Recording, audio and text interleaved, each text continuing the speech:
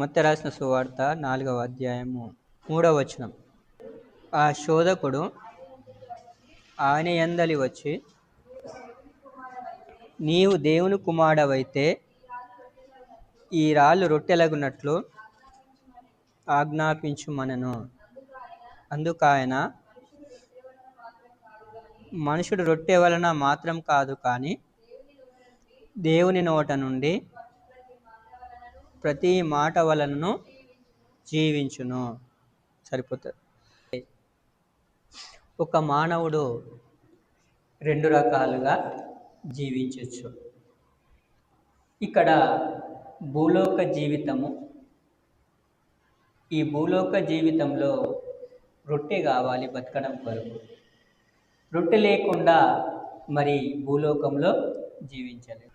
మానవుల యొక్క ఉద్దేశంలో ఈ యొక్క రొట్టె ఏదైతే ఉందో, ఈ యొక్క రొట్టె అనేటటువంటి ఈ యొక్క జీవితము కొన్ని దినాల వరకే అనే విషయం గుర్తుపెట్టుకోవాలి. అంటే మనం అధిక బలం ఉంటే 80 సంవత్సరాలు, మానవుని యొక్క ఆయుష్ 70 సంవత్సరాలు. అంటే 70 సంవత్సరాల వరకు భూమి మీద జీవించినటువంటి మానవుడు, రొట్టె లేకపోతే మానవుడు భూమి మీద జీవించడంలో సాధ్యము కాదు, ఇక బతకడు కూడా. అయితే యేసుక్రీస్తు 40 దినాలు ఉపవాసం ఉన్నాడు. బాగా ఆకలవుతుంది. ఆకలి అవుతున్నప్పుడు అప్పుడు సాతానుడు వచ్చాడు. సాతానుడు వచ్చి, అయ్యా ఈ రాళ్ళన్నిటినీ రొట్టెలు చేసుకొని తిను అన్నాడు. అప్పుడు యేసుక్రీస్తు అన్నాడు, రొట్టె వలన మనిషి జీవించడు కానీ దేవుడి ప్రతి మాట వలన జీవిస్తూ ఉన్నాడు. అంటే ఈ యొక్క రొట్టె జీవితము, ఆహార జీవితము అనేది ఒక రకమైనటువంటి జీవితము. ఇది భూలోక జీవితానికి సంబంధించినటువంటిది కదా. అలాగనే ఇంకొకటి జీవితం ఏముంది, దేవుడి నోట నుండి వచ్చు ప్రతి మాట వల్ల కూడా మనము జీవిస్తూ ఉంటాము. అయితే ఇప్పుడు మనం గమనించాల్సింది ఏంటి అని అంటే, ఇప్పుడు రొట్టె ఆహారం తినుకుంటూ మనం జీవిస్తున్నాం. ఇక్కడ మనకు తెలిసే జీవితమే జీవితము, భూలోక జీవితమే ఉందని తెలుసు. మళ్ళీ మానవుడు జీవిస్తాడనే విషయము తెలియదు కదా. అయితే ఇప్పుడు మనము ఇంకొక జీవితం కూడా ఉన్నది అని మనం తెలుసుకోవాలి. ఎలా తెలుసుకోవాలి అని అంటే, ఇక్కడ దేవుడి యొక్క వాక్యము, దేవుడి నోట నుండి వచ్చే ప్రతి మాట వల్ల కూడా జీవిస్తున్నాడు అంటున్నాడు ఇక్కడ. అంటే దేవుడి మాట ఆహారంతో అవసరం లేదు, దేవుడి మాట ద్వారా జీవించడము నీళ్ళు అవసరం లేదు, దేవుడి మాట వినుకుంటూ ఈ యొక్క సృష్టి ప్రకృతి అవసరం లేదు, దేవుడి మాట వలన. మరి దేవుడి మాట లేకపోతే ప్రకృతి అవసరమే, సూర్యుడు అవసరమే, చంద్రుడు అవసరమే, తర్వాత ఆ యొక్క వచ్చే డబ్బు ద్వారా ఆహారాన్ని సమకూర్చుకొని భుజించడం కూడా ఈ లోక సంబంధమైనటువంటి జీవితం. అంటే ఇదే జీవితం అన్నట్లు రొట్టె. అంటే ఇప్పుడు చెప్పినట్టుగా దేవుడు మాట లేకపోతే ఈ లోక మాట ద్వారా మనం ఆహారం తిని మనం ఆయుష్నంత వరకు జీవించాలి. మరి దేవుడు మాట వినుకుంటూ జీవించడము అని అంటే ఇక ఆహారం అవసరం లేదు, నీళ్ళు అవసరం లేదు, ఈ యొక్క ప్రకృతి అనేది అవసరం అంటూ ఏమీ లేదు అన్నట్లు. అయితే ఇది దేవుడు చెప్పినటువంటి వాక్యము అన్నట్లు. ఈ వాక్యము నిజమేనా అని అనుకుంటే ఇప్పుడు మనం గమనిద్దాం. ఆదిలో ఉన్నటువంటి దేవుడు అన్నట్లు అయితే ఆయన ఈ సమస్తాన్ని సృష్టిని సృష్టించిండు. 6వ దినమున ఆదాము అవ్వను సృష్టించాడు. సృష్టించి ఏదైనా తోటలో వారిని ఉంచిండు. ఉంచిన తర్వాత వాళ్ళు ఏదైనా తోటలో వాళ్ళు కాపురము చేస్తూ ఉన్నారు. అయితే ఆ సమయంలో దేవుడు ఏదైనా తోటకు వచ్చి ఏదైనా తోటలో వారితో సావాసము చేస్తున్నాడు, అంటే మాట్లాడుతున్నారు. ఏదైనా తోటలకు వచ్చి మాట్లాడుతున్నాడు. అయితే ఇప్పుడు ఏ మాట వల్ల జీవిస్తున్నారు అన్నట్లు ఆదామవ్వ దేవుడి మాట వల్ల జీవిస్తూ ఉన్నారు. అందుకొరకే దేవుడి మాట ప్రకారంగా జీవిస్తున్నటువంటి ఆదామవ్వ సమయంలో, వారి జీవితకాల సమయంలో వాళ్ళు నీళ్లు తాగినట్టుగా లేదు, ఆహారం తిన్నట్టుగా లేదు, మరి అనారోగ్యాలకు గురైనట్టు కాలేదు. ప్రకృతికి సంబంధించిన సహాయము ఏది కూడా లేకుండానే ఆదామవ్వ దేవుడి మాట వినుకుంటూ జీవిస్తూ ఉన్నారు. పక్షులు చంపుకోవాలని ఆశ లేదు, జంతువులను చంపుకోవాలని ఆశ లేదు, ఇప్పుడు మనం తిన్నట్టుగా వారికి ఆశ అనేటటువంటిది లేదు. అయితే ఎలా జీవిస్తున్నారు వాళ్ళు? ఏదే తోటలో దేవుడి మాట వల్ల జీవిస్తూ ఉన్నారు. అంటే దేవుడి మాట ప్రకారంగా జీవించినప్పుడు ఆదాము అవ్వ, ఇది సత్యమైన విషయం మనకు ఆది కాండంలో 1వ అధ్యాయంలో మనకు తెలుస్తూ ఉంది. ఎప్పుడైతే వీళ్ళు మంచి చెడ్డల తెలివినిచ్చు వృక్ష ఫలం తిన్నారో, తినగానే పాపంలోకి వెళ్ళిపోయారు, మరణాన్ని తీసుకొచ్చారు. అప్పుడు మరి భూలోకంలో ఆదామవ్వ మరి గచ్చ పొదలను తీస్తూ, ముళ్ళ పొదలను తీస్తూ ఈ యొక్క భూమిని దున్ని సాగు చేసి భూమి నుంచి వచ్చేటటువంటి ఆహార పంట ఏదైతే ఉందో ఆహార పంట తినుకుంటూ 930 ఏళ్ళు బతికి జీవించాడు. ఎవరు? ఆదాము. ఆదాముకు అవ్వకు తెలుసు దేవుని దగ్గర ఉన్నప్పుడు జీవితం ఏ రకంగా ఉండే. ఎప్పుడైతే ఈ దేవుడు తినవద్దన్న పండు తిన్న తర్వాత తన యొక్క జీవితం ఎలా మారిపోయిందనే విషయము ఆదాముకు తెలుసు. ఎప్పుడైతే ఆదాముకు తెలుసు, కానీ దేవునితో పాటు దేవుడి మాట వినుకుంటూ జీవించడం ద్వారా మరి ఉన్నటువంటి ఆ యొక్క సౌఖ్యం ఏదైతే ఉందో ఆ సౌఖ్యం గురించి మనకు ఏమాత్రం కూడా తెలియదు. ఎందుకొరకు తెలియదు అనంటే, మనం దేవుని యొక్క మాట వినలేము, మాట ప్రకారంగా జీవించడము మనతోని కాలేదు. ఎందుకొరకు కాలేదు అనంటే, ఎప్పుడైతే తినవద్దన్న పండు తిన్నారో దేవుని పోలిక, దేవుని మాటలు మొత్తము దేవుడు తీసేసుకొని వెళ్ళిపోయిండు. ఆదాబవరి ఏదైనా తోటలోకి వెళ్ళి బయటకు త్రోసివేసేసాడు. అప్పుడు ఆదాము ఏమైపోయాడు? సంచార జీవితం జీవిస్తూ ఉన్నాడు. ఆ దేవుడు సావాసము తెగిపోయింది, దేవుడి యొక్క కృప తెగిపోయింది, దేవుని పోలిక తెగిపోయింది, దేవుని ఆత్మ తెగిపోయింది, దేవుని సర్వ ఆశీర్వాదాలు తెగిపోయినాయి. దేవుడి యొక్క మా కనికరంకే కరువైపోయాడు, దేవుడి దయకే కరువైపోయాడు, దేవుడే పూర్తిగా దూరం అయిపోయాడు. ఎవరు? ఆదాము. ఇది దేవుని దగ్గర ఉన్నప్పుడు జీవితం అనేటటువంటిది.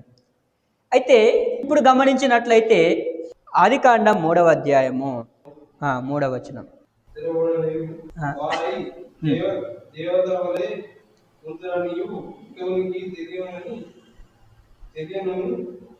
చెప్పగా ఆ స్త్రీ ఫలముతో కొన్ని తీసుకొని తిని తనతో పాటు తన భర్తకు ఇచ్చాను.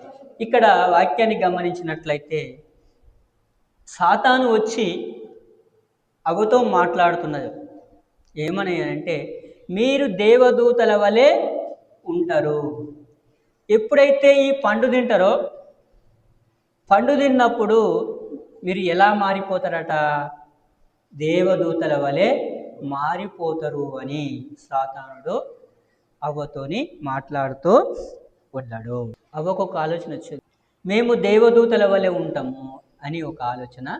ఇప్పుడు దేవదూతల గురించి మనము, వారి యొక్క జీవితం గురించి మనం ఆలోచన చేస్తే, దేవదూతలు ఎలా ఉంటారు అనంటే, వారు భూమిని దున్నుకోరు, వాళ్ళు నీళ్లు తాగరు, వారికి ఆహారం అవసరం లేదు, వారికి చెట్ల పండ్లు అవసరం లేదు, వారికి జంతు మాంసం అవసరం లేదు, వారికి పాలు అవసరం లేదు, వారికి పెరుగు అవసరం లేదు, వారికి నెయ్యి అవసరం లేదు, వెన్న అవసరము లేదు. ఈ యొక్క దేవదూతలకు అవసరం అంటూ ఏమీ లేదు. వారు మాత్రం ఎలా జీవిస్తున్నారట?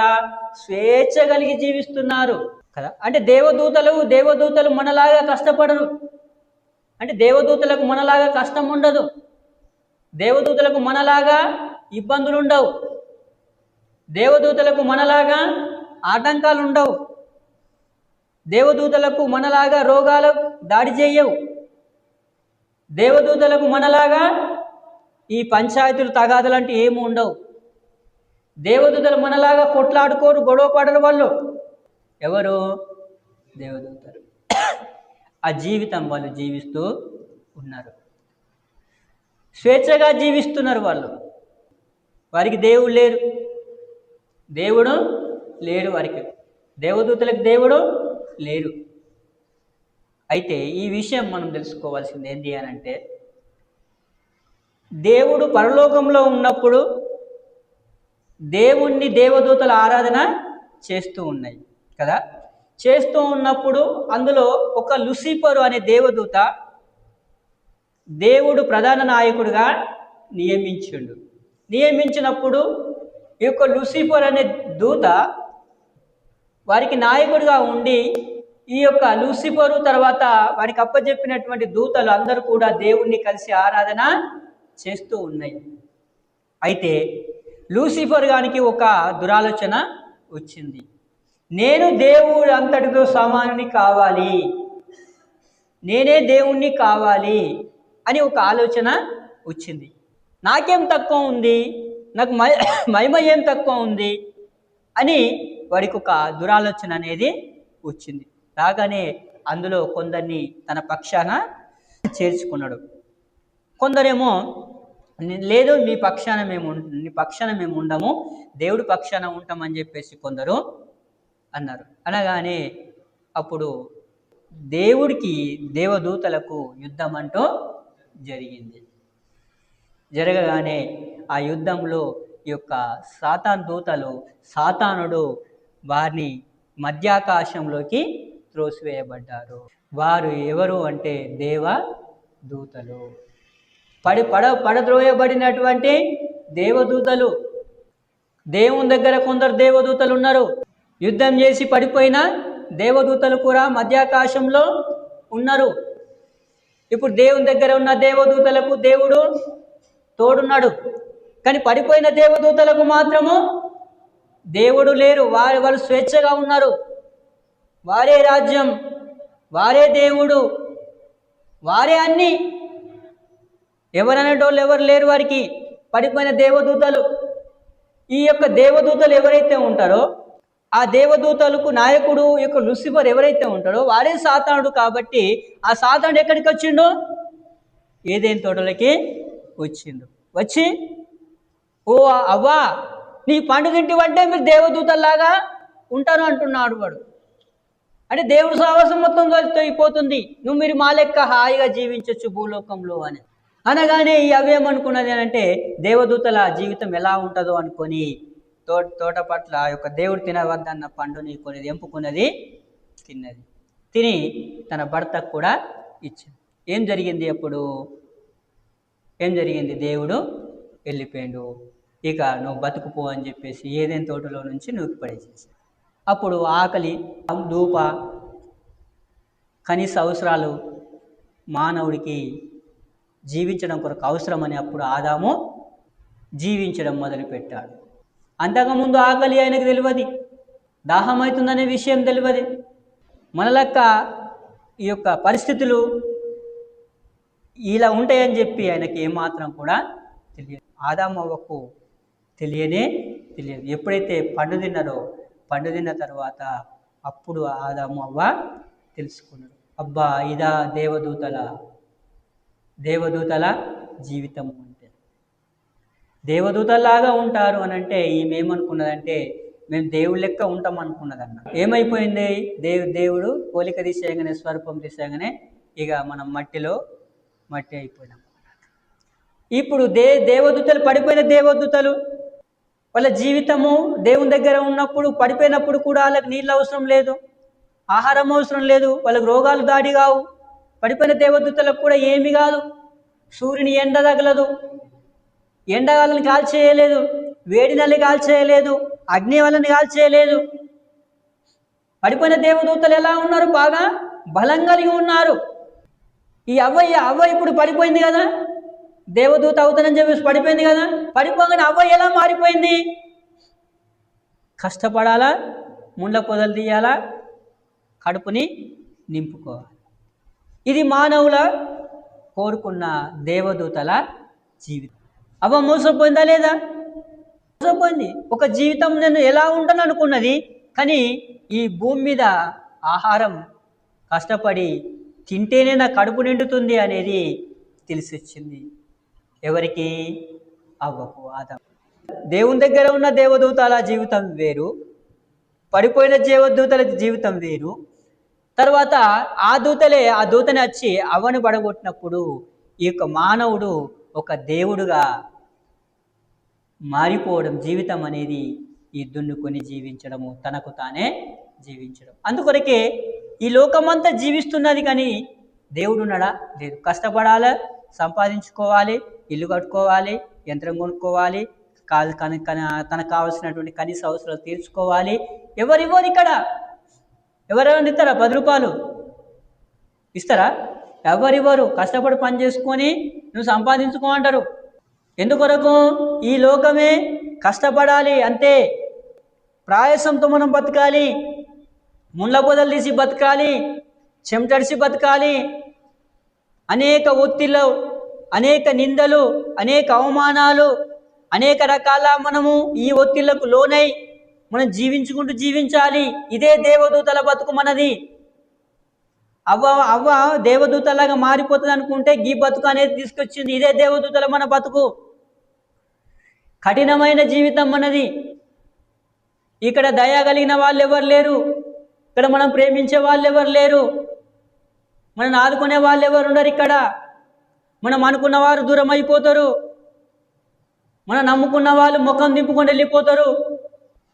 మనం గొప్ప చేస్తున్న వాళ్ళు వాళ్ళు పట్టించుకోకుండా దూరం అయిపోతారు.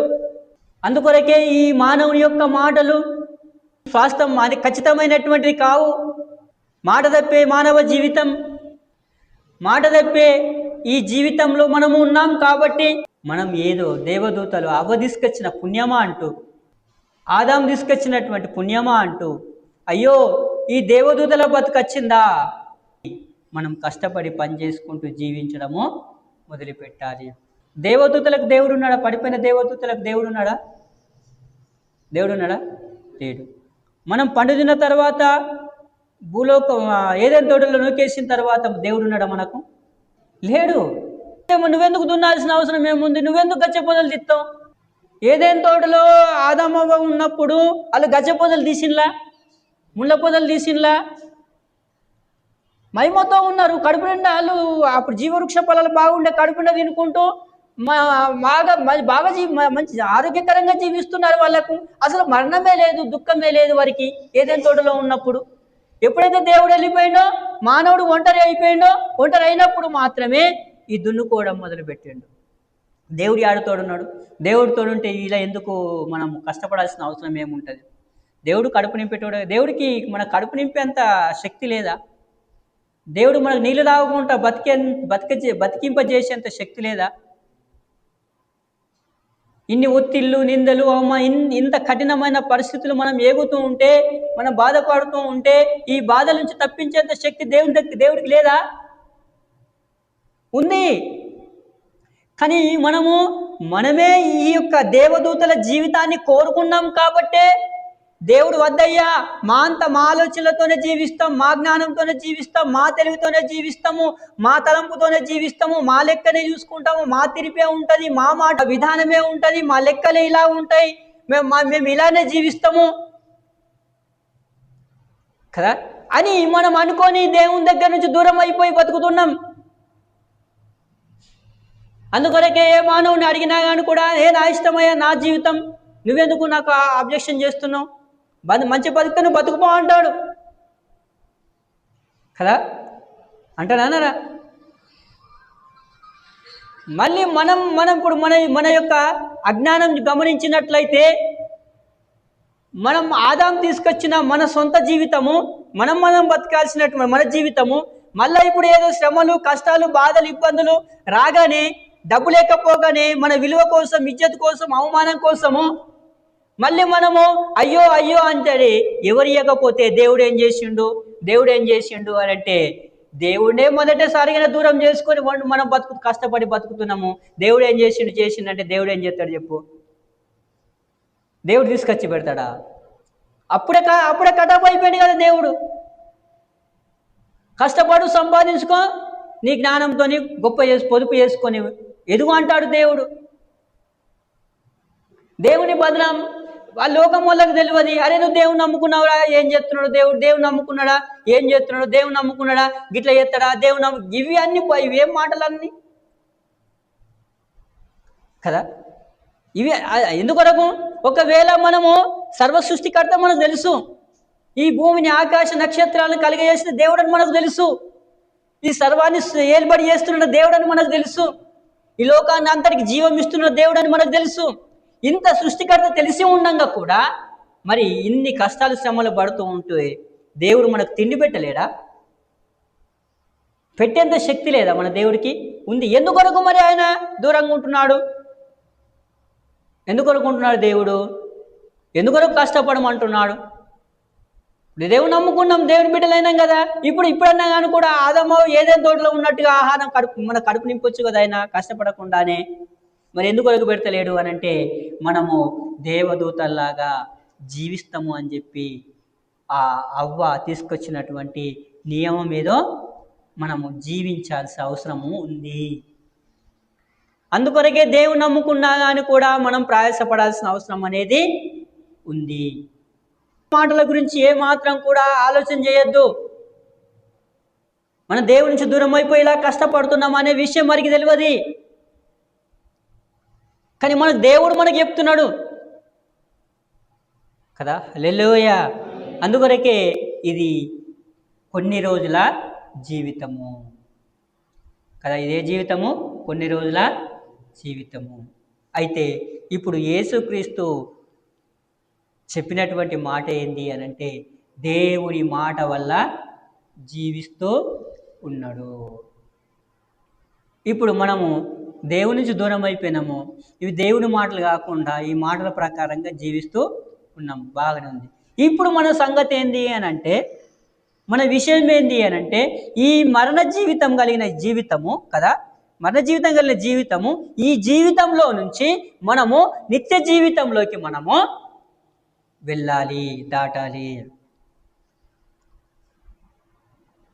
నా మాట అర్థమైందా? ఇప్పుడు మన జీవితము, ఈ జీవితంలో నుంచి, ఈ మరణ జీవితంలో నుంచి మనము నిత్య జీవితంలోకి దాటాలి. ఇప్పుడు మన జీవితానికి మరణ సంబంధించినటువంటి మాటలు, నిత్య జీవితానికి రోజు జీవించాలి కదా. ఏదైనా తోటలో ఆదమవ్వ జీవించినట్టుగా ఇలా జీవించాలి. కాబట్టి ఆ జీవితంను పొందుకోవాలి అని అంటే, ఆ దేవునితో పాటు యుగ యుగాలుగా ఉండాలంటే, పరలోకంలో ఈ యొక్క ఏదైనా తోటలో నువ్వు జీవించాలనుకుంటే, ఆ ఏదైనా తోటలో ఉన్న మహిమను, ఏదైనా తోటలో ఉన్న దేవుని ఆశీర్వాదాలను, ఏదైనా తోటలో ఉన్నటువంటి దేవునికి సర్వము ఏదైతే ఉందో వాటిని చూడాలి అని అంటే, వాటిని అనుభవించాలి అంటే, అక్కడున్న ప్రదేశాన్ని, అక్కడున్నటువంటి అందాన్ని నువ్వు పొందుకోవాలి అని అంటే, ఆ మహిమలో తేజస్సులో నువ్వు ఉండాలి అని అంటే, ఇప్పుడు మనం ఒక పని చేయాల్సిన అవసరం ఉంది. ఆ పని ఏంటిది? దేవుడి మాటలను వింటూ జీవించడం నేర్చుకోవాలి. దేవుడు మాటలు వింటేనే యుగ యుగాలు బతుకుతాం. లోకం మాట వింటేనేమో కొన్ని రోజుల వరకే జీవిస్తాము. దేవుడు మాట వినుకుంటూ లోకంలో జీవించడం ఒకటి, తర్వాత లోకం మాటలు వినుకుంటూ లోకంలో జీవించడం ఒకటే. ఎలాగైనా జీవించవచ్చు, కానీ ఎప్పుడైతే మనం మరణిస్తున్నామో, మరణించిన తర్వాత ఈ యొక్క దేవుడి యొక్క మాటలు విని, దేవుని యొక్క మాటల ద్వారా వచ్చే ఆశీర్వాదాలు, ఆ దేవుడి మాటల ద్వారా వచ్చే దీవెనలు, దేవుడి మాటల ద్వారా వచ్చేటటువంటి దేవుని యొక్క సర్వం యొక్క ఆశీర్వాదాలు, అవన్నీ దేవుడి మాటలు వింటూ ఉన్నప్పుడు వాటిని మనం పొందుకొని మన జీవితం ముగించగానే మనం దేవుడి మాట పరలోక రాజ్యంలో యుగ యుగాలుగా మనము జీవిస్తూ ఉంటాము. ఇది నిత్య జీవితము. మరణ జీవితంలో నుంచి మనము నిత్య జీవితంలోకి వెళ్ళడము. అందుకొరకే ఇక్కడ మనం ఏదో కొద్దిగా స్వస్థత ఇచ్చినప్పుడు, ఏదో మనకు మొక్కుబడి తీరినప్పుడు, ఏదో దేవుడు మనని ఎత్తుకున్నప్పుడు, దేవుడు మనని గొప్ప చేసినప్పుడు, దేవుడు మన శ్రమల నుంచి, కష్టాల నుంచి, ఈ యొక్క బాధల నుంచి, రోగాల నుంచి విడుదల కలిగజేసినప్పుడు, గర్భఫలం పొందుకున్నప్పుడు, లేకపోతే నువ్వు అనుకున్నది దేవుడు ఇచ్చినప్పుడు, వీటి గురించి మనం మాయలో పడిపోకూడదు. ఇక దేవుడు ఇచ్చింది కదా, నాకేం తక్కువ లేదు కదా అని, నాకు దేవుడు తోడున్నాడు కదా, నాకు తక్కువ లేదా అని చెప్పేసి మాయలో పడిపోకూడదు. ఇప్పుడు మనం, ఓ ప్రభువా నాకు నిత్య జీవం కలిగినటువంటి జీవితం కావాలి. ఈ లోకమంతా నాకు ఇచ్చినప్పటికీ, ఈ లోకంలో సర్వ సంపదలు నాకు అప్పచెప్పినప్పటికీ నేను ఒక దినం లోకంలో వెళ్ళిపోవలసిన వాడినే. ఇది తాత్కాలికమైన జీవితమే. నీ యొక్క నిత్య జీవితం నాకు కావాలి. నిత్య జీవితంలో నేను ఉండాలి. నాకు ఆ జీవితం కావాలి ప్రభువా. అందుకొరకే నేను ఈ లోకం మాటల ద్వారా జీవించవచ్చు, నీ మాటల ప్రకారంగా జీవించవచ్చు. కానీ ఈ మాటలు కాదు, కానీ నీ మాటల ప్రకారంగా జీవిస్తే నేను నా యొక్క ఆత్మ నీ దగ్గరికి వస్తుంది, నీతో పాటు జీవిస్తాను ప్రభువా అని మనం దేవుని వేడుకుంటూ ఉండాలి, ప్రార్థన చేస్తూ ఉండాలి. అప్పుడే మనము దేవునితో పాటు జీవిస్తున్నాము. లేనట్లయితే జీవించడం లేదు. ఎందుకొరకు నేను చెప్పాను కదా, చౌదరి అరబీ కంట్రీస్ పోయినాము. అరబీ కంట్రీస్ పోయిన తర్వాత ఆడ తెలుగు మాట్లాడుతుంటే కుదురుతుందా? ఏ భాష నేర్చుకోవాలి? అరబీ భాష నేర్చుకోవాల్సిందే. అరబీ భాషలో వెండి అంటే తెలుసుకోవాలి, అరబీ భాషలో ఇల్లు అంటే తెలుసుకోవాలి, అరబీ భాషలో పక్షులు అంటే తెలుసుకోవాలి, అరబీ భాషలో జంతువులు అంటే తెలుసుకోవాలి, అరబీ భాషలో నీళ్ళు అంటే తెలుసుకోవాలి, అరబీ భాషలో ఆకాశం అంటే తెలుసుకోవాలి, అరబీ భాషలో సూర్యచంద్ర నక్షత్రాలు ఎలా అంటారో తెలుసుకోవాలి. తెలుగులో నీకు బాగానే తెలుసు, కానీ అరబీ భాషలో తెలియదు. అక్కడికి పోయిన తర్వాత నేర్చుకోవాలి. నేర్చుకుని అరబీ భాష మాట్లాడి ప్రకృతిలో ఉన్నటువంటి వాడి గురించి మనం మాట్లాడాలి. వారికి అర్థమవుతుంది. అరబీ భాష వచ్చినప్పుడు అరబీలో జీవించగలుగుతావు, అరబీలతో మాట్లాడగలుగుతావు, అరబీలతో మన సంబంధాలు ఏర్పాటు చేసుకోవచ్చు, అరబీలతో మనం కలిసి జీవించవచ్చు, అరబీలతో వ్యాపారం చేసుకోవచ్చు. అరబీ భాష మనం పొందుకున్నప్పుడే కదా, భాష వచ్చినప్పుడే కదా మనం ఆడ అరబీలు స్వేచ్ఛగా జీవించేది. అలాగనే మనం ఎప్పుడైతే దేవుడి మాటలు వింటున్నామో, దేవుడి యొక్క మాటల ప్రకారం నడుస్తూ ఉన్నప్పుడు మనము దేవుడి యొక్క రాజ్యంలో ఇప్పుడు చెప్పినట్టుగా అన్నిటినీ అక్కడ పొందుకోగలుగుతాము. అక్కడ మనకు వారసత్వము ఉంటుంది. ఆ దేవుడి భాషలో నీకు రాకపోయే భూలోకంలో మన సంబంధమైనటువంటి లోక సంబంధమైన మాటల ప్రకారంగా జీవిస్తే పరలోకంలో ఎడకెళ్ళి జీవిస్తూ ఎట్లా పోతావు? నీకు భాషనే రాదే, అరబీ భాషలో నువ్వు ఎలా వ్యాపారం చేసుకుని బతుకుతావు? ఎడ్డోడు అయిపోతావు. ఎంత జ్ఞానమైనా వేరే దేశానికి పోతే ఎడ్డోడివే కదా. ఎడ్డోడు అవుతామా కామా? చెప్పండి. ఎడ్డోళ్ళేమవుతాం. మనకు ఎందుకని ఏం రానప్పుడు ఏం చేస్తాను చెప్పు. అలాగనే చనిపోయిన తర్వాత పరలోక రాజ్యం పోవాలంటే ఎవరు పోతారో? దేవుడి మాటల ప్రకారంగా జీవించిన వాళ్ళు. ఎడమ తట్టు కుడి తట్టు నడుచుకుంటూ జీవించే వాళ్ళు కాదు. సమయం వచ్చినప్పుడు దేవుని యొక్క వాక్యం నడవడం, సమయం లేనప్పుడు దేవుని యొక్క వాక్యాన్ని దూరం చేసుకోవడం, ఇలా జీవించడము కాదు అండి. ఎప్పుడు మనం దేవుడి యొక్క వాక్య ప్రకారంగా జీవిస్తూ ఉండాలి. లోకంలో ఉన్నంత వరకు దేవుడి మాటల ప్రకారంగానే జీవించి మనము చనిపోవడం అనేది నేర్చుకోవాలి. మరి లోకంలో జీవిస్తున్నాం కదా, జీవిస్తున్నప్పుడు మాట్లాడు వాళ్ళతో. నేను చెప్పాను కదా, అప్పుడు వాళ్ళతో కలిసి ఉండాలి. నేను కాదనంలో వెళ్తున్నా, వాళ్ళ భాష మాట్లాడండి, అట్లేం లేదు. కానీ కాకపోతే మనం మాత్రం మన భాషను తప్పించుకోవద్దు. భాష నుండి అంటే దేవుడి యొక్క మాటల నుంచి మన జీవితాన్ని నుంచి తొలగించుకోకూడదు. జీవిత ప్రయాణము తొలగించుకోకూడదు. ఎందుకొరకు? దేవుడి మాట యుగ యుగాలుగా జీవింపజేస్తుంది కదా. అప్పుడే మన జీవితము సంపూర్ణమైపోతుంది. లేకపోతే కాదు అండి, లేకపోతే ఇది దేవుడి యొక్క ప్రణాళిక. దేవుని యొక్క ప్రణాళిక. నిత్యరాజ్యంలో మనము అక్కడ ఉన్నటువంటి కాలాన్ని గురించి మనము చూద్దాము. 2వ పేతురు రాసిన 2వ పత్రిక 3వ అధ్యాయము 8వ వచనం. ప్రియులారా, ఒక సంగతి మర్చిపోకుడి. ప్రభు దృష్టికి ఒక దినము 1000 సంవత్సరముల వలెను, 1000 సంవత్సరములు ఒక్క దినము వలె ఉన్నవి.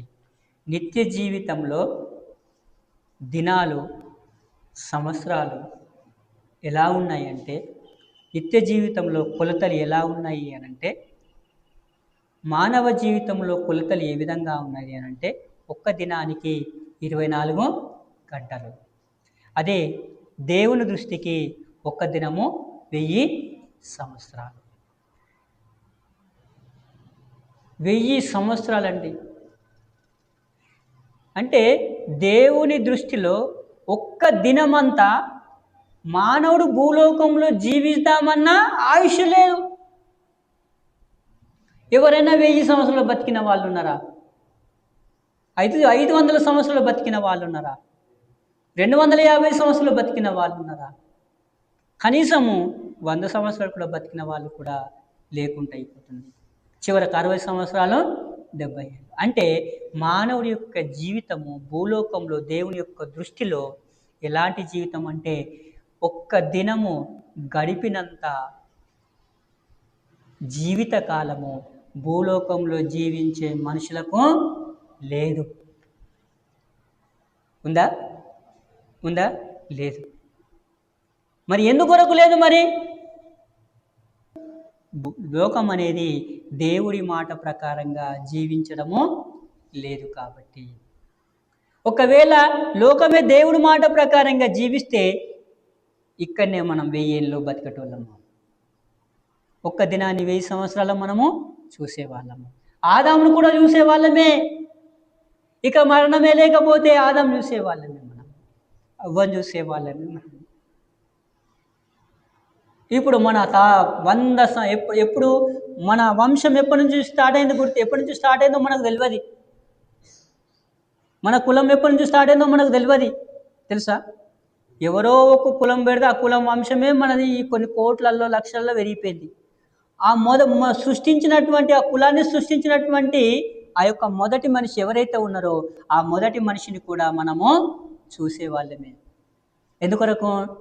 దేవుడి మాట జీవిస్తూ, దేవుడి మాట భూలోకంలో ఉండి ఆ మాట ప్రకారంగా జీవిస్తూ ఉన్నట్లయితే. అందుకొరకే దేవుడి మాట లేదు. దేవుడి మాట ఏదైనా తోటలోనే వెళ్ళిపోయింది. ఈ లోక మాట ప్రకారంగా జీవిస్తున్నాం కాబట్టే మనము నిత్య జీవంలోకి మనం వెళ్ళిపోయినాము. అందుకొరకే మనం జీవించలేక పోతూ ఉన్నాము. నిత్య జీవితం అనేది భూలోకంలో లేదు అండి. అందుకొరకే ప్రభు ఎందుకొరకు వచ్చిండు అనంటే యేసుక్రీస్తు మనని నిత్య జీవితంలోకి తీసుకుపోవడానికే యేసుక్రీస్తు వచ్చాడు. తాత్కాలికమైన జీవితం వద్దు. 1000 సంవత్సరాల దినం కలిగిన రోజును మనం చూద్దాం. సంవత్సరాలు గడిచే దినాలను మనం చూద్దాం. మానవుని లెక్కకు క్యాలిక్యులేటర్తో చేస్తే ఆ దినాలు అందనటువంటి దినాలను నిత్య జీవితంలో మనం చూడాలి కదా. ఇప్పుడు ఒక్క దినంకు 1000 సంవత్సరాలు అయితే మరి 100 సంవత్సరాలు, ఒక సంవత్సరంకు 365 దినాలు అవుతాయి కదా. 365 దినాలకు 1000 సంవత్సరాల చొప్పున లెక్కెత్తే మనకు ఎంత కష్టం అవుతుంది. ఇప్పుడు 60 ఏళ్ళ వరకు జీవిస్తున్నాం కదా. 60 ఏళ్ళ దినాలు ఎన్ని అవుతున్నాయి? మరి అలాగనే 1000 సంవత్సరాలు, ఒక్క దినానికి 1000 సంవత్సరాలు అంటే ఒకవేళ 60 ఏళ్ళని లెక్క వేసుకుంటే ఎన్ని దినాలు పడుతుంది? లెక్కేస్తావా? లెక్కేస్తామా? మనం మనకు అందది. ఆ అందనటువంటి ఆ యొక్క నిత్య జీవితము, ఆ నిత్య జీవితంలోకి మనము స్వాస్థమైనటువంటి రాజ్యంలోకి వెళ్ళాలి. అందుకొరకే యేసుక్రీస్తు లోకంలోకి వచ్చి మనని ఏర్పాటు చేసుకున్నాడు. ప్రభు అంటున్నాడు, ఈ మరణకరమైన జీవితంలో, ఈ మరణ జీవితం కాకుండా మీరు 1000 సంవత్సరాలు కలిగినటువంటి ఆ యొక్క రాజ్యానికి రండి. అక్కడ మీ కొరకు గృహాన్ని కట్టిస్తున్నా, అక్కడ మీ కొరకు రాజ్యాన్ని కట్టిస్తున్నా, అక్కడ మీ కొరకు నేను బంగారు వీధులను సృష్టిస్తున్నా, తయారు చేస్తున్నా, మీ కొరకు అన్ని సౌకర్యాలన్నింటినీ కల్పిస్తున్నా ఆ నిత్య రాజ్యంలో. అదే పరలోక ఏదైనా తోట. ఇక ఏదైనా తోటలో మనం వెళ్ళాలి. హల్లెలూయా. వెళ్ళాలంటే ఏం చేయాలి? దేవుడి మాట వినాలి. దేవుడి మాట వినలేకపోతే మనం ఏదైనా తోటలో వెళ్ళడం, పరలోకం అనే ఏదైనా తోటకి వెళ్ళడం సాధ్యమో కాదు. లోకమంతా సంపాదించుకున్నా కానీ కూడా, సుఖము సంతోషం ఆనందంగా జీవించినా కానీ కూడా మనము దేవుడి మాట ప్రకారంగా నడవలేకపోతే మనం ఫెయిల్ అయిపోతాము. ఖచ్చితం. ఒక దేశానికి పోయినప్పుడు చెప్పిన కదా, భాష నేర్చుకున్నట్లుగా తప్పకుండా మనం నడవాల్సిందే. నాకు కుదిరి అనడానికి వీల్లేదు, నాకు నడవడానికి వీల్లేదు. ఎందుకొరకు? నువ్వు అక్కడ జీవించాలి కదా. జీవించవద్దా? జీవించాలి, తప్పకుండా నడవాల్సిందే కదా. నడవకపోతే కుదరది అని అంటే పరలోక రాజ్యంలో మనం కోల్పోయే అవకాశం ఉంటుంది. ఈ లోకములు అందరూ అన్నీ చేసుకుంటూ జీవించి చనిపోయిండు. మనము మనకు నిత్యరాజ్యం ఇచ్చే దేవుడు, ఆ రాజ్యాన్ని మనం కోల్పోతే అసలు మనంత దౌర్భాగ్యం ఇంకెవరు కూడా లేరు అండి. వాళ్ళకి ఏం తెలియదు, మనమేమో తెలిసి కోల్పోయినాం. ఇది జీవితం ధన్యం. మన జీవితం అనేది ధన్యం. ఈ ధన్యకరమైనటువంటి జీవితంలో ఈ యొక్క మంచి సమయాన్ని దేవుడు మనకు దొరికిండు. ఎన్ని కోట్లు పెట్టినా, ఎన్ని లక్షలు పెట్టినా, ఎంత హోదా ఉన్నా, ఎన్ని బహుమతులు సంపాదించుకున్నా, బిరుదులు సంపాదించుకున్నా దేవుడు దొరకడు. దేవుడు ఎవరికి కనబడడు. కానీ ఎన్నికలైనటువంటి తృణీకరించబడ్డటువంటి మనకు దేవుడు దొరికిండు. ఆ దేవుని తెలుసుకున్నాం, మనం ధన్యులం. ఆస్తిపరంగా బలీనంగా ఉన్నప్పటికీ, సమాజంలో మనం పేదవాళ్ళుగా ఉన్నప్పటికీ పర్వాలేదు, కానీ మనం ఎవరిని కలిగి ఉన్నాము? దేవుని కలిగి ఉన్నాము. ఆ దేవుడే నిత్య జీవంలోకి తీసుకుపోయే దేవుడు. మత్తయి రాసిన సువార్త 1:23 ప్రకారంగా నేను ఇమ్మానుయేల్ అన్నాడు. మళ్ళీ దేవుడు మనకు తోడుంటున్నాడు భూలోకంలో చనిపోయేంత వరకు, మరణించేంత వరకు. ఇంకేం మనకేం తక్కువ ఉంది కదా. మనకు ఇలాంటి దుర్వినియోగం చేసుకుంటే అసలు అర్థమే లేదు జీవితానికి. ఎప్పుడుండే పనే ఉంటుంది, ఎప్పుడుండే వ్యాపారమే ఉంటుంది, ఎప్పుడుండే క్రియలే ఉంటాయి, ఎప్పుడున్న కథలే ఉంటాయి, ఎప్పుడున్న ముచ్చట్లే ఉంటాయి, ఎప్పుడున్న పంచాదులే ఉంటాయి, ఎప్పుడున్నటువంటి ఆనందాలే ఉంటాయి, ఎప్పుడున్న సంతోషాలే ఉంటాయి, ఎప్పుడున్న కట్నాలే ఉంటాయి, ఎప్పుడున్నటువంటి అవే లెక్కలే ఉంటాయి తప్ప కానీ అసలు కొత్త జీవితం అంటూ ఏది కూడా లేదు. కానీ మనం దేవుని నమ్ముకున్నానికి నిత్య జీవంలోకి వెళుతున్నాం. ఇది మానవ జీవితం యొక్క సంపూర్ణత. 100 మంది మనకు అవసరం లేదు, 1000 మంది మనకు అవసరం లేదు. నువ్వు ఆత్మని కాపాడుకోవాలా, నేను ఆత్మని కాపాడుకోవాలా కదా. ఇక నేను ఎప్పుడు చెప్తుంటాను కదా, మన కుటుంబ సభ్యుల ఆత్మను కూడా కాపాడే బాధ్యత మనది ఉంటుంది. ఎందుకంటే వాళ్ళు పెద్ద పెరగలేరు కదా. వాళ్ళు ఎట్లా చెప్తే అట్లా వింటారు. కూర్చుంటారు, రమ్మంటే వస్తారు. ఎదిగిన తర్వాత ఇక రారిక వాళ్ళు, ఇక నరకానికి పోతారు వాళ్ళు, ఇక నిత్య జీవం కోల్పోతారు వాళ్ళు, ఇక స్వాస్థంగా. దానికి బాధ్యులు మనమే. నేనేమో అనుకున్నా, నాకు ఇంత తెలియదు, గింత పొడవు నాకు తెలియదు, ఈ విధంగా నాకు గింత అనుకునిలేను, లేకపోతే నేను పట్టుకొస్తూనే, నేను ఎప్పుడో నేను దేవుని దగ్గరికి తీసుకొచ్చేటోనే, ఇవన్నీ నాకేం తెలియదు అని మనము పాట పాడితే ఏం లాభం లేదు. అంత అయిపోయినాక పాట పాడితే అగ్గిగుండంలో తేలినాక పాట పాడితే ఏం లాభం ఉంది? ఏమన్నా ఉందా అమ్మ? మనం ఎప్పుడైతే మన జీవిస్తున్నప్పుడు మన జీవితాన్ని కాపాడుకోవాలి. కానీ జీవితం అంతా ముగించిన తర్వాత, మన చేతుల్లోంచి దాడిపోయిన తర్వాత, ఇక నువ్వు ఏడ్చినా, నువ్వు ప్రార్థన చేసినా, నువ్వు ఉపవాసాలు ఉన్నా, తెల్లం దాకా పొద్దున దాకా రొమ్ము కొట్టుకొని ఏడ్చినా కానీ కూడా ఇక లాభం అంటే ఏమీ లేదు. ఎందుకొరకు? నీ చేతులారు నువ్వు చేసుకున్నావు కాబట్టి. ఉద్యోగం కోసం కొందరు వెళ్ళిపోయిళ్ళు, కొందరు పరువు కోసం కొందరు వెళ్ళిపోయిళ్ళు, కొందరు లోకం కోసం కొందరు వెళ్ళిపోయిళ్ళు, కొందరు అన్నదమ్ముల కోసం కొందరు వెళ్ళిపోయిళ్ళు, కొందరు ఆళ్ళ మాటలు పట్టుకొని కొందరు వెళ్ళిపోయిళ్ళు, కొందరు మంచి స్నేహితులు చెప్పినప్పుడు అలా మాటలు పట్టుకొని కొందరు వెళ్ళిపోండి. అదొక మరణ జీవితం అన్న జీవిస్తూ, లేకపోతే నిత్య జీవితం అన్న జీవిస్తూ, ఏం తేడా అంటే ఏం లేదు కదా. ఏ జీవించినా ఇదే ఫుడ్డే కదా, ఆహారమే కదా. ఎట్లనే అదే ఈ జీవితం జీవించినా, దేవుడి మాటల ప్రకారంగా జీవించినా తిండే కదా మనం కష్టపడేదంతా, అవునా? హల్లెలూయా. ఏం చేయలేం, దానికి ఏమీ చేయలేం. అందుకొరకే ప్రభు అంటాడు, దేవుని దగ్గర మన తీర్పు ఉంది కదా, ఆ తీర్పు దినంలో మనము మన కుటుంబ సభ్యుల గురించి, పిల్లల గురించి అగ్నిగుండానికి పోతే నువ్వు ఏం చేసినావు అని అడిగినప్పుడు అప్పుడు మనము ఏం సమాధానం చెప్తావు? ఏం సమాధానం చెప్తావు? కష్టం అవుతుంది, కష్టము అవుతుంది. అప్పుడు ప్రభు అంటాడు, నేను వచ్చి మీ యొక్క పాపానికి రావాల్సిన శిక్ష నేను భరించిన. ఇప్పుడు నువ్వు పరలోకంకు సిద్ధపడ్డావు, నీ కుటుంబ సభ్యులను సిద్ధపడ్డావు. ఇప్పుడు నీ కొడుకు నిమిత్తము నువ్వు నరకానికో, నీ కొడుకుని పరలోక రాజ్యం తీసుకుంటా అన్నాడు అనుకో, ఎట్లుంటుంది? ఈ యొక్క నిత్య జీవితం, ఈ జీవితం కలిగిన మాటలు, ఈ మాటలు అనేటివి నేర్చుకొని నడవడం అనేది, ఎడమ తట్టు కుడి తట్టు తిరగకుండా జీవించడం అనేది మనము నేర్చుకోవాలి. ఇప్పుడు మనం రొట్టె తింటున్నాం కదా, రొట్టె అంటే అర్థమైంది, దేవుని మాంసం కదా, శరీరం అన్నం మాంసం అన్నప్పుడు. ద్రాక్షరసం తాగుతున్నాం, ద్రాక్షరసం అంటే ఏంది? దేవుని రక్తం కదా.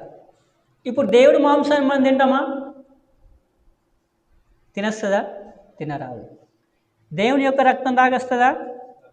తాగరాదు. మరి దేవుడి మాంసం తినడం అంటే అర్థం ఏంది? దేవుని యొక్క రక్తం తాగడం అంటే అర్థమైంది. మాంసము అంటే మనం శారీరకంగా చూసుకుంటే అది కడుపు నింపుతుంది కదా. మాంసం అంటే ఏంది? కడుపు నింపేది ఒక ఆహారం అయింది, తీరిపోతుంది. అలాగనే దేవుడు మాంసం అది ఇప్పుడు ఏ రూపంలో ఉంది? రొట్టె రూపంలో ఉంది అన్నట్టు. ఆ రొట్టె అది కూడా ఒక ఆహారము.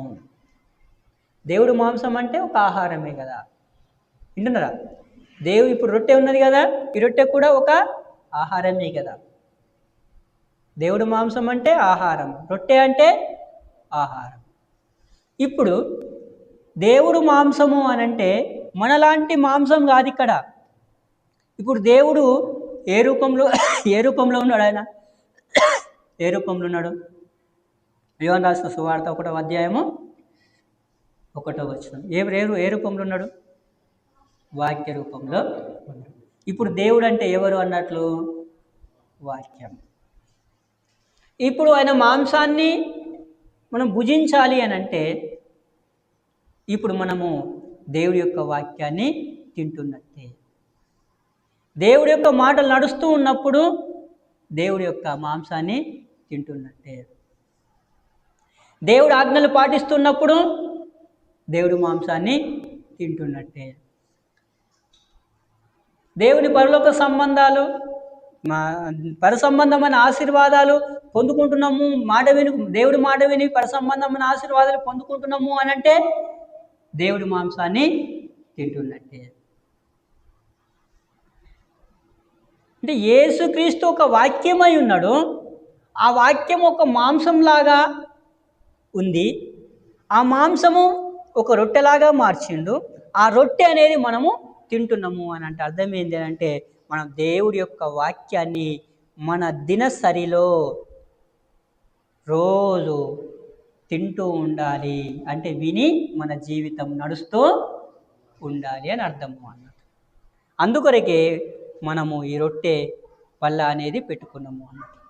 దేవుడు మాటలు వింటలేము, దేవుడు చెప్పినట్టుగా తయారవుతలేము, దేవుడి పోలికలోకి రాగలేకపోతున్నాము, మళ్ళీ మనం బల్లలో చేయి వేస్తున్నామండి. ఏమన్నా అర్థం ఉందా? ఇప్పుడు దేవుడు మాటలు వింటనే చెప్పి బల్లలో చేయి వేసినావు కదా, దేవుడు మాట వింటనే కదా మనము ద్రాక్షరసం తాగుతున్నాం కదా. మరి అలాంటప్పుడు దేవుడు చెప్పినట్టుగా మనము మారలేకపోతే, దేవుడు చెప్పినట్టుగా మన రూపం రాలేకపోతే, ఇప్పుడు దేవుడి మాంసంలో దేవుడి మాంసం మనం తింటూ ఉంటే, ఆహారాన్ని తింటూ ఉంటే దేవుడికి గాయపరిచినట్లు అవుతుందా కాదా? అవుతుందా కదా? అవుతుంది. దేవుడి మాంసం రొట్టె అంటే అర్థం ఏంటంటే దేవుడి యొక్క వాక్యాన్ని విని మన జీవితంలో నడవడము అని అర్థము అన్నట్టు. అందుకొరకే మనము నెలకొకసారి దీన్ని పెట్టుకుందాం. అంటే అర్థమైంది, నెలకొకసారి తింటున్నాము అని అంటే, ప్రభువా నేను ఈ నెల రోజుల దినాలలో నీ వాక్యము నాకు తెలియక కొన్నిసార్లు తప్పిపోయి ఉంటా, కొన్నిసార్లు నేను తిరస్కరిస్తా, కొన్నిసార్లు నేను నా జీవితంలో వ్యతిరేకంగా నడుస్తా, కొన్నిసార్లు నేను నీ గాయపరిచి ఉంటా, కొన్నిసార్లు నేను నీకు అనేక రకాలుగా ఇబ్బంది పెట్టిన వాడనైతాను ప్రభువా, ఒక్కసారి నన్ను క్షమించు.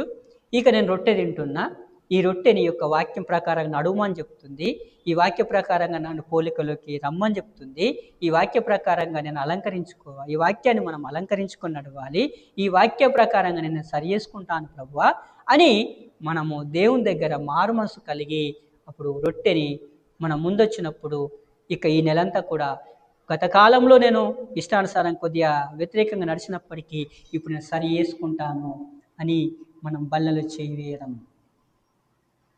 ఇదే బల్లలో చేయి వేయడం అంటే. బల్ల మనకు గుర్తు చేయడం అన్నట్లు. బల్ల మనకు గుర్తు చేయడం. మళ్ళీ దేవుడు ఏం చేస్తాడు, మనకు శక్తి ఇస్తాడు. ఇప్పుడు సెల్ ఉంది కదా, సెల్లు ఛార్జింగ్ అయిపోతే మళ్ళీ ఏం చేస్తాం, మనం ఛార్జింగ్ పెడతాం. అదే నెలలో ఏదో మనం కొంత మానవులం కాబట్టి, శరీరకంగా ఉన్నాం కాబట్టి శరీరం ఏలాగో మనం పట్టుకొని పోతుంది, పోయినప్పుడు పడిపోతాం. మళ్ళీ మనము బల్లకి వచ్చినాం అనుకో, అప్పుడు జ్ఞాపకం చేసుకొని మళ్ళీ సారి మంచి నడుస్తావు ప్రభు అని చెప్పి ఒప్పుకున్నాం అనుకో, మళ్ళీ దేవుడు ఏం చేస్తాడు, సెల్లుకు మనం ఛార్జింగ్ ఇచ్చినట్టుగానే మళ్ళీ ఎప్పటి లెక్క మనలో నిత్య జీవం అనేది ఇస్తాడు. చివరి మాట చెప్పి నేను ముగిస్తాను.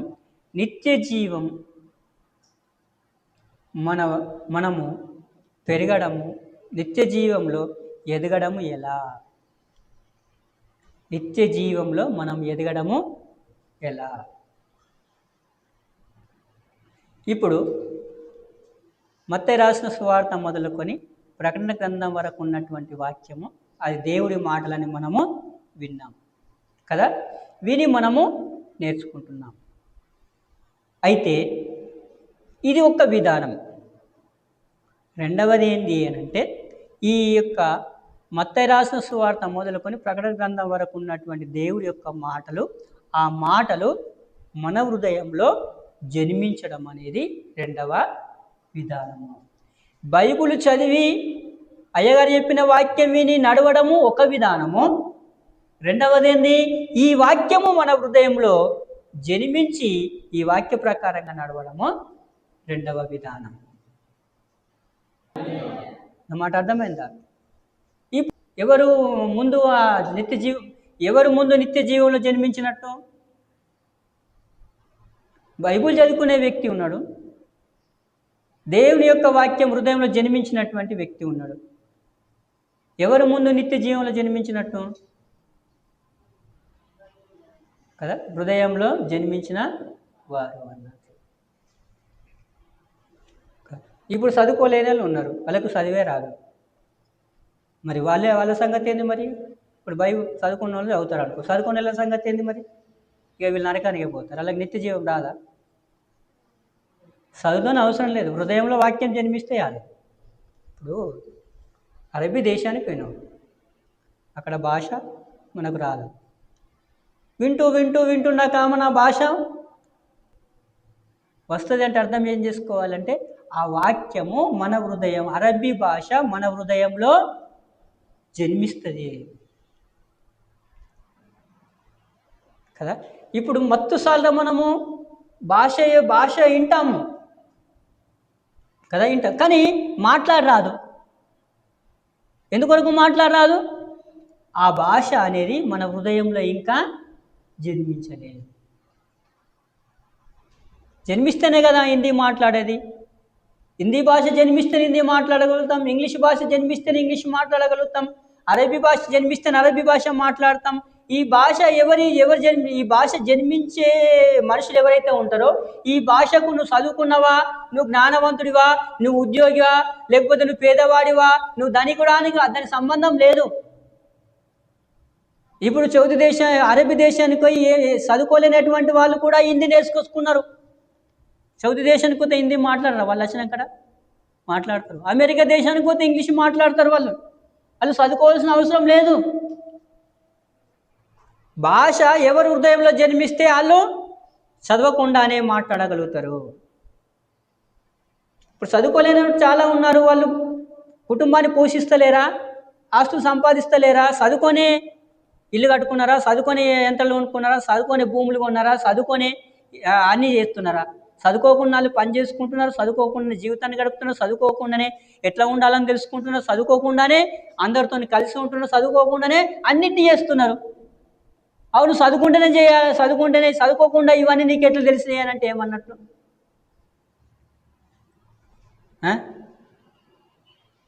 చదువుకోకుండానే ఇవన్నీ నీకు తెలిసినాయి అని అంటే నీకే అర్థం ఉన్న దాంట్లో? చదువుతోనే ఏం పని లేదు దానికి. వాక్యం మన హృదయంలో జన్మిస్తే నువ్వు చదువుకున్నా చదువుకోకున్నా నువ్వు నడిచే జీవితం అనేది ఆటోమేటిక్గా నీకు తెలియజేస్తుంది. అలాగనే దేవుడి యొక్క వాక్యం కూడా మన హృదయంలో జన్మించినప్పుడు యేసు యొక్క వాక్యము నేను ఎలా నడిపించాలనేది ఆటోమేటిక్గా ఎదిగిపోతూ ఉంటావు అన్నమాట, నడుస్తూ ఉంటావు అంతే. ఇక ఆగవిక నువ్వు ఎవరికి జన్మిస్తావు. ఆ వాక్యం మన హృదయంలో జన్మించింది అంటే ఇక మనము ఆకాశం అంటే అనేక రకమైనటువంటి సంగతులు, అనేక రకమైన మాటలు మన హృదయంలో జన్మించినప్పుడు ఒక దినం వెళ్ళిపోతాము. ఆ వాక్యం ఏమన్నా ఎక్కడికి తీసుకెళ్తుంది? పరలోక రాజ్యానికి తీసుకొని పోతుంది. ఈ వాక్యం జన్మించిన వాళ్ళు మాత్రమే పరలోకానికి వెళుతారు తప్ప వాక్యం హృదయంలో జన్మించినటువంటి వాళ్ళు మాత్రం పరలోకానికి పోరు అండి. మరి హృదయంలో జన్మించలేకపోవడానికి కారణం ఏంటిది? వీళ్ళు ఇంట్రెస్ట్ పెట్టలేదు, శ్రద్ధ పెట్టలేదు. ఇప్పుడు ఒక భాష నేర్చుకోవాలంటే ఒక శ్రద్ధ కావాలి కదా. ఆ శ్రద్ధ లేనప్పుడు అసలు భాషనే రాదా? అలాగని ఈ భాష మన హృదయంలోకి యేసు యొక్క నిత్య జీవం కలిగిన మాటలు మన హృదయంలోకి రావాలి అని అంటే మనం శ్రద్ధ పెట్టినప్పుడు, నడిచినప్పుడు, రెండు రకాల నడవకుండా ఒకే మార్గంలో నడిచినప్పుడు ఒక దినము శిశువు కదా, పిల్లవాడుగా 3 ఏళ్ళ తర్వాత ఒక మాట వలికితే మనం ఎంత సంతోషిస్తామో. ఫస్ట్ సార్ శిశువు మాట్లాడినాను అమ్మ అన్నాడు అనుకో, ఓ నా కొడుకు అమ్మ అన్నాడు, నా కొడుకు అమ్మ అన్నాడు, నా కొడుకు తాత అన్నాడు, నా కొడుకు అని ఎంతో సంతోషపడతారు తల్లులు. ఒకే మాట, ఫస్ట్ మాటకి సంతోషపడతారు. ఇక మాట్లాడతాయి, నా మాట్లాడతాయి నా కొడుకు, నా మాట్లాడితే నాకు బిడ్డ కానీ సంతోషం ఉంటుందండి. ఫస్ట్ మాటకు తాత అన్న అనుకో, అబ్బాయిగా ఈయన కొడుకు ఈ మాటలు వస్తాయిరా అనే తీసుకోవాలి. 5 ఏళ్ళ దాకా మాటలు రాలేవు అనుకో, ఎంత చెప్పినా అయ్యో మాటలు రాకపోయా అని ఒక బాధ ఉంటుంది. అలాగనే దేవుడి యొక్క మాట ఎప్పుడైతే మన హృదయంలో పడుతుందో గొప్ప వాళ్ళం అయిపోతాం. శిశువు ఏ విధంగా ఒక మాట అది ఏ భాషతో ఉన్న ఆ భాష నేర్చుకుంటే 20 ఏళ్ళు 30 ఏళ్ళు కాగానే ఎట్లా మాట్లాడుతాడు ఇక భాష కదా, మన లెక్క మాట్లాడతారు.